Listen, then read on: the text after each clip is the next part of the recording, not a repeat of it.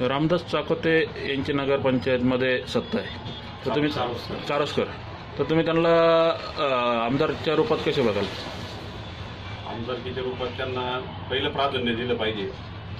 त्यांचं जो आता 10 ते 15 वर्षापासून ते राजकीय याच्यापासून दूरच आहे आणि नवीन व्यक्तीला संधी दिली गेली पाहिजे असं मत आहे. आणि सगळ्यात महत्त्वाचं म्हणजे आज दिंडोरी नगरपंचायतीमध्ये गेल्या आता 3 वर्षापासून अतिशय जोमानं सर्व आपलं वार्डनमध्ये काम चालू आहे. आणि चारोस्कर साहेबांविषयी म्हणायचं असलं की एक सामान्य कार्यकर्त्यांना धरून त्यांनी जे समजा दिंडोरी नगरपंचायत असेल किंवा दिंडोरी कृषी उत्पन्न बाजार समिती असेल, त्यांनी जो विकासाच्या मार्गाने हे सगळ्या गोष्टी चालू आहेत, तर अतिशय भविष्यात चांगल्या गोष्टी आहेत. म्हणून आहे ना, चारोस्कर साहेबांना यावेळेस संधी द्यावी असं आपल्या माध्यमातून मी सर्व जनतेला आव्हान करू इच्छितो.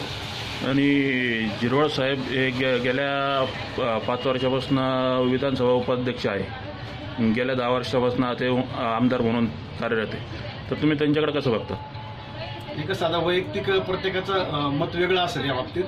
तर माझं तरी असं म्हणणं आहे की गेल्या 5 वर्षापासून किंवा त्याच्या अगोदर सुद्धा 5 वर्ष त्यांची सत्ता होती की पाहिजे तसा जर ग्रामीण भाग आहे हा आणि दिंडोरी तालुका हा ग्रामीण बी असून